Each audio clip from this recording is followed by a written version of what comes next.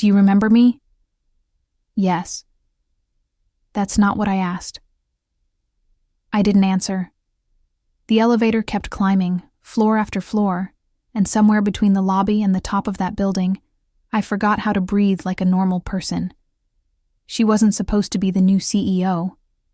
She wasn't supposed to be standing next to me in a glass box rising toward a boardroom, wearing a blazer that fit her like armor, smelling like the same perfume she wore 9 years ago when she used to fall asleep on my couch with her head on my shoulder. I had spent 9 years building a life that didn't have room for her name in it. And in one elevator ride, that life cracked down the middle. This is the story of the night before she became my boss. The night she held my hand in a parking garage and whispered something I'm still trying to forget. And the morning after, when I had to decide whether the life I built was worth protecting or worth burning down for the truth. If you want to hear uncensored, too hot for YouTube stories, check out my Patreon in the description. 9 years ago, Joan and I were 2 broke graduate students sharing a 1-bedroom apartment in a city neither of us could really afford. I slept on the pull-out couch because I told her my back liked it better. That was a lie. The truth was, I liked falling asleep to the sound of her turning pages in the next room. The small cough she did before bed. The way she'd call out, "Good night, Carla," through the wall like it was a small ceremony neither of us wanted to skip. We weren't dating. We told ourselves that constantly, like a spell that needed to be repeated to keep working. We did everything together. Grocery runs at midnight when the store was empty, and the fluorescent lights made everything look like a movie set. Long drives with no destination, just gas in the tank and a playlist we built together one song at a time. She used to read my essays out loud before I submitted them, and I used to tell her she had the best laugh of anyone I'd ever met. And I meant it as a compliment between friends because that's the only frame I had for what I felt. I remember the night it almost became something else. We were on the fire escape outside our apartment, sharing a blanket because neither of us wanted to go back inside yet. She looked at me for a long time, longer than friends look at each other. And I looked back, and neither of us moved, and neither of us said anything. And the moment passed like a comet, visible for exactly as long as we let it be. We never talked about that night again. 6 months later, she got a job offer in another state. A real one, the kind you don't say no to. I helped her pack. I drove her to the airport. I hugged her goodbye in a way that was too long for friends and too short for everything I didn't say. And then I watched her walk through security without turning around, and I told myself that was the end of the story. For 9 years it was. I built a life. A good one, by most definitions. A steady job that turned into a steadier career. A condo with a view I liked. A relationship with a woman named Renee that lasted 4 years and ended quietly. The way things end when nobody did anything wrong, and nothing was ever quite right either. I told people I was happy, and most days I believed it. I had learned to live in the version of contentment that doesn't ask too many questions of itself. I hadn't heard Joan's voice in 9 years. Not once. Until the email came announcing the company's new chief executive officer, and I saw her name in the subject line. And I had to sit down on my kitchen floor for a full 10 minutes before I could read the rest of the message. The first time I saw her again, it was across a conference room, and she was being introduced to the senior staff as the person who would now be steering the company through its next chapter. I sat in the back row. I watched her shake hands, watched her say the right things in the right tone, watched her scan the room the way leaders learn to scan rooms, quickly, professionally, without lingering, until she got to me. She lingered. It was less than 2 seconds. Nobody else in that room would have noticed. But I noticed because I had spent a year of my life learning the difference between how she looked at strangers and how she looked at me, and 9 years hadn't erased that vocabulary from my body. After the meeting, she found a reason to walk past my desk. "Carla Mendez," she said, like she was reading my nameplate for the first time, even though we both knew she'd had it memorized for years before I ever had a desk with my name on it. Small world. "Small company," I said. because I needed to say something that wasn't the truth, which was that my hands were shaking under the desk. "We should catch up sometime," she said, already walking away, already someone else's CEO, already not mine in any sense that mattered.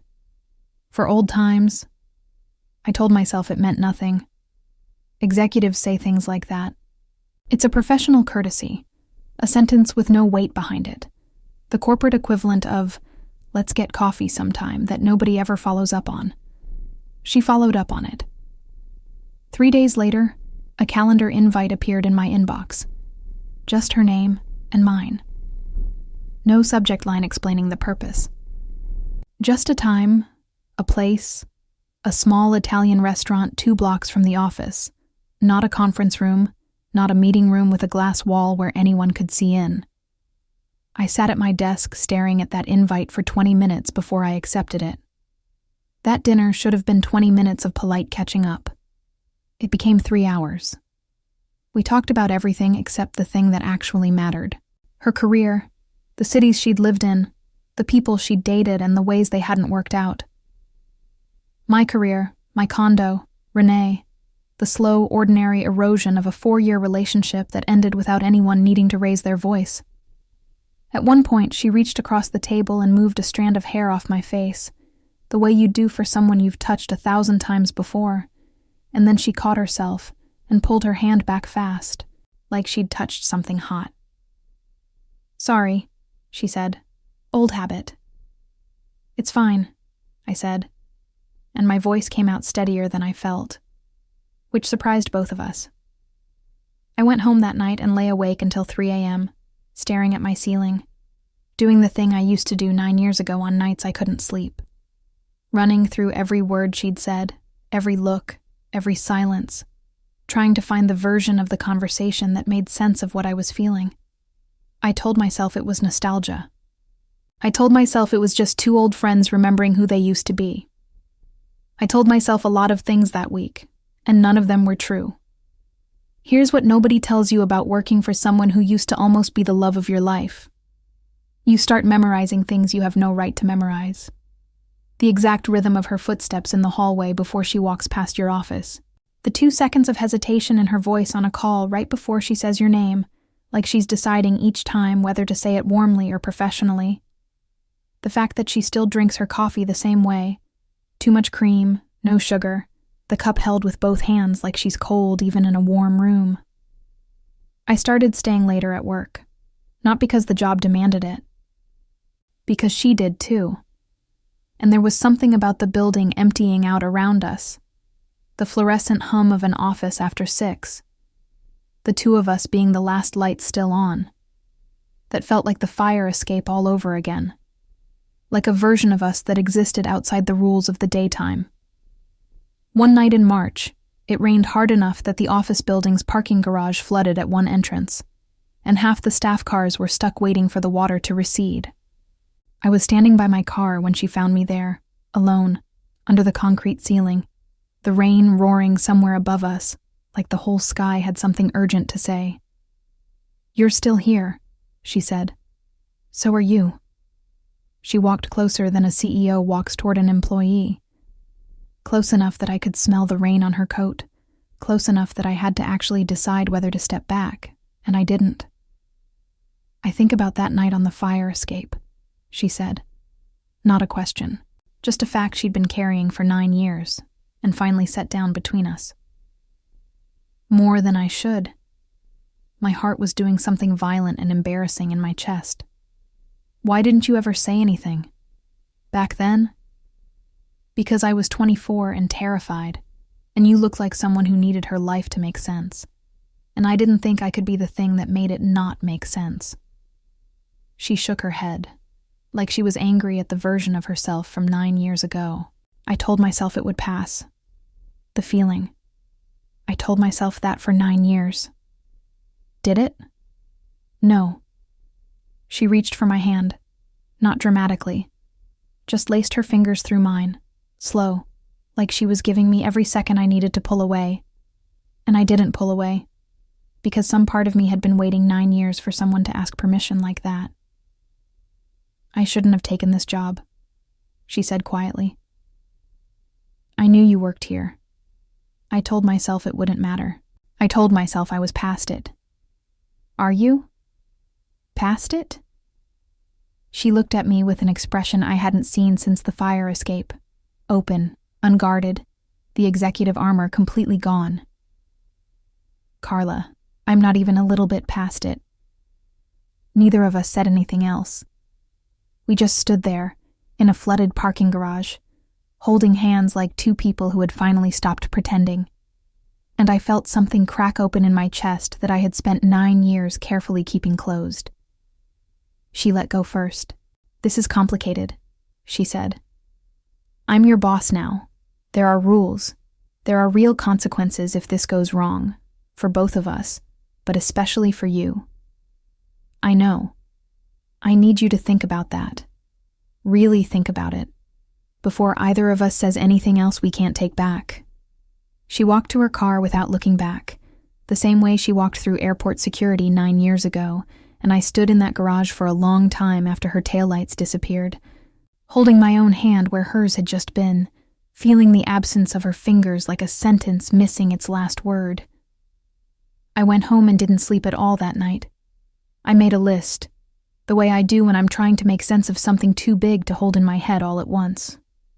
On one side, the life I'd built, the condo, the career I'd worked for, the careful, sensible person I had become, the one who didn't blow up her own stability for a feeling. On the other side, 9 years of a question I had never let myself ask out loud. What if I had said something on that fire escape? What if I said something now? By morning, I still didn't have an answer. But I knew, for the first time in 9 years, that not answering was its own kind of answer, and I was tired of giving it. But before I keep going, if you've made it this far, it's because some part of this story is touching something you already know. That feeling of holding on to a question for years because the answer felt too big to carry. So go ahead and hit that like button right now. It genuinely helps me keep bringing stories like this one to you. And if you're not subscribed yet, subscribe and turn on the bell so YouTube lets you know the moment a new story drops on this channel. Now tell me in the comments, have you ever had to choose between the safe life you built and a truth you'd buried for years? What did you choose? Type it out. I read every single one. And tell me where you're watching from. I'll heart it. Okay, back to the story. For 2 weeks after the parking garage, Joan and I orbited each other like two planets that knew exactly how close they were allowed to get and refused to get any closer. Polite in meetings, careful in hallways. And underneath all of it, a current so strong I could feel it humming every time we were in the same room. I tried to talk myself out of it. I told myself the smart thing, the responsible thing, was to keep my head down, do my job, let the feeling fade the way feelings are supposed to fade when you ignore them long enough. I went on a date with someone from a dating app, a perfectly nice woman named Priya, who asked good questions and laughed at my jokes, and the entire time I sat across from her, all I could think about was the exact sound of Joan's voice saying, "I am not even a little bit past it." I didn't call Priya again. I felt guilty about that, in a small, honest way. Guilty for using her to prove a point to myself that didn't need proving anymore. The night everything changed, Joan asked me to stay after a late strategy meeting, ostensibly to go over budget numbers. The rest of the team filed out. The conference room emptied. And then it was just the two of us, and a stack of spreadsheets neither of us looked at again. "I haven't been able to focus on anything in 3 weeks," she said, finally, not looking at me, looking instead at her own hands flat on the table. "I keep telling myself this is inappropriate, that I'm the CEO and you're not, and that changes everything about what I'm allowed to want. And I don't care anymore." She looked up. "I spent 9 years building a career so I'd never have to feel powerless again, and somehow you walk back into my life, and I feel like that 24-year-old on the fire escape, too scared to say the one true thing in front of me." My throat was tight. "So, say it now." She stood up, came around the table, and stopped close enough that I had to tilt my head up to look at her. "Carla, I have loved you since before I knew the word for what I was feeling. I loved you on that fire escape. I loved you on every flight back to a city you weren't in. I love you right now, in this room, with a job title between us that makes everything complicated and a part of me that doesn't care how complicated it is. I didn't say anything. I couldn't. 9 years of a question, answered in one sentence, and I had no language ready for it. You don't have to say it back, she said quickly, misreading my silence. I needed you to know. Whatever happens after this. Joan. She stopped. I built an entire life out of not letting myself want this, I said, my voice shaking in a way I didn't try to hide. I dated someone for 4 years because she was safe, and safe felt like enough, because I didn't think I'd ever get to have this. I don't know how to do this. The job thing, the rules, all of it. But I know I'm done pretending I don't feel exactly what you just said. She reached for my hand again, the way she had in the parking garage, except this time neither of us let go. This is going to cost something, she said quietly. If we do this, there will be people who think it's inappropriate.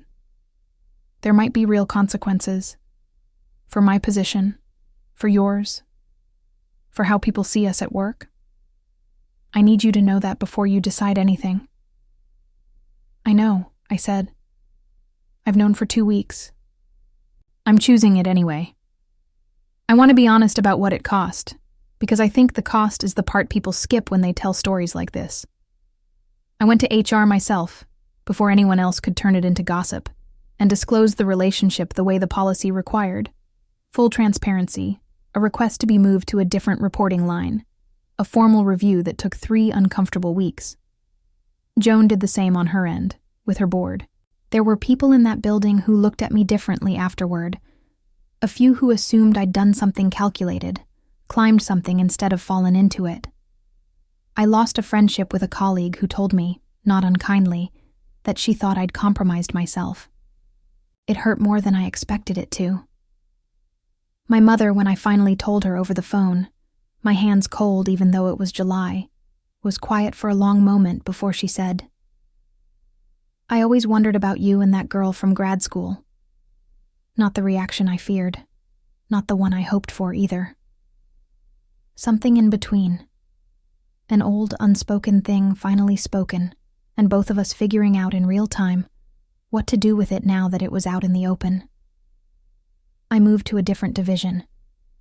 New manager, new reporting line, the same building but a different floor, a different set of meetings that didn't include her. It was strange, at first, working in the same company as the woman I loved and almost never seeing her during business hours. But every evening, when the building emptied out, I'd find her waiting by the elevators, the same way she found me in that flooded garage, and we'd walk out together into a city that had no idea what either of us had given up to get here. I gave up the easy version of my life, the one where nobody asked questions, where my Sundays were quiet and uncomplicated, where I never had to explain myself to anyone. I gave up some of my professional reputation, the careful image I'd spent a decade constructing. I gave up the comfort of being someone whose biggest news at family dinners was a promotion, not a confession. What I got, in exchange, was simpler than I expected. I got to stop carrying a question I'd been holding since I was 24. I got mornings that started with her voice instead of silence. I got to be, for the first time in my adult life, exactly as visible as I actually was. We are not engaged. We are not living together yet. We agreed, carefully, deliberately, to take the parts of this that used to terrify us slowly, on purpose, with our eyes open this time instead of closed. But every night, when she calls to ask how my day went, I hear in her voice the same thing I used to hear on the other side of an apartment wall 9 years ago. Someone who chose me, on purpose, with full knowledge of what it would cost. It cost something. It cost a version of me that needed everyone's approval to feel safe. It gave me back the version of me that was never afraid in the first place. I had just buried her for 9 years under a life that made sense to everyone, except the person actually living it, I finally had the thing I spent 9 years convincing myself I didn't need. It wasn't perfect. It wasn't certain. It came with a price I'm still paying, in small ways, every day. But it was mine. Chosen. Not stumbled into. Whole. And I've learned that the bravest thing a person can do isn't avoiding the fall. It's choosing, eyes open, to fall anyway, for something real. If this story reached you, type courage in the comments. That's how I'll know you made it to the end with me. And if you want to keep going on this journey of stories that stay with you long after they're over, click the video appearing on your screen right now. A big hug, and I'll see you in the next story. If you want to hear uncensored, too hot for YouTube stories, check out my Patreon in the description.